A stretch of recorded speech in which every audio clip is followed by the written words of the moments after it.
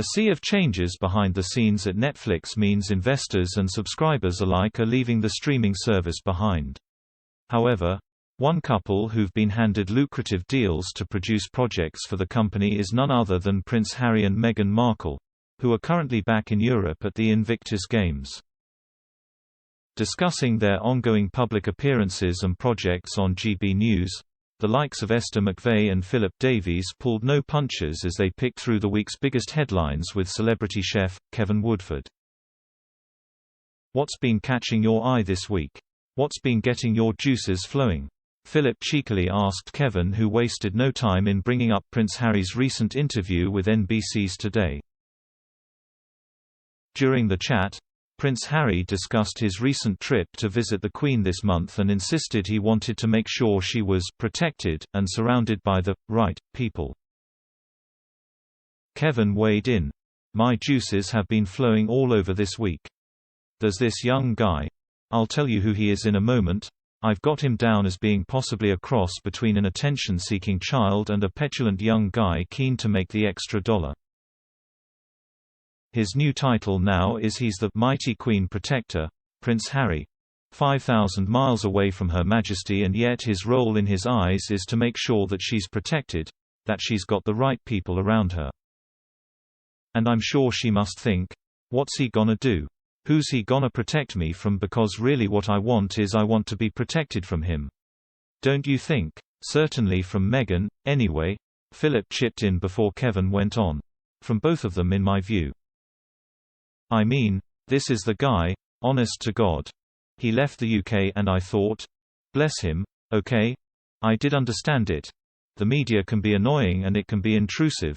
So he left us, he went to the USA. He didn't want to be involved with the media, so he signed a multi-million-pound contract with Netflix, Spotify, all sorts of different companies." Esther spotted the chance for her first put-down against the royal as she chimed in, "Because he wants to be anonymous and he doesn't want to be in the media." Kevin continued his rant, "That's correct. And his mantra, which I absolutely love, his mantra is, and it's a dangerous one, he says, because there's a risk of him burning out with this, but his mantra is he wants to make sure that this is a better world for his kids. And he points out in an NBC interview that his kids are little people. Now, we didn't know that, did we really? You don't know children are just little people, but he does. He's the court jester.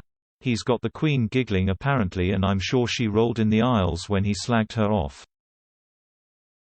Esther dished another swipe. "Or when he said, 'I haven't brought my grandchildren,' she must have been laughing, mustn't she? She would have been in hysterics. Falling off her throne," Kevin sarcastically replied before Philip turned his attention to Netflix. He said, "The thing I like about it most is," he said in a typical pious way, "I want my children to be brought up in a much more equal society." He got a £100 million contract from Netflix. What kind of an equal society is that? "Honestly, it's a complete and utter farce," Kevin replied. "I just think the guy needs to go back to the States, quietly live your life and just leave us alone, Harry. If you're watching, do us a favor.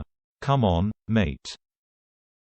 Concluding the chat, Esther took another jibe at Harry and Netflix as she said, "And also, because it's all over today's papers, he's looking at money to get from Netflix. He's also wearing a little cap now with the Archwell brand on because he'll be selling that now to add to the cough-ups, whether that's for charity or whether that's for him. But can I just ask you, is this a coincidence or not?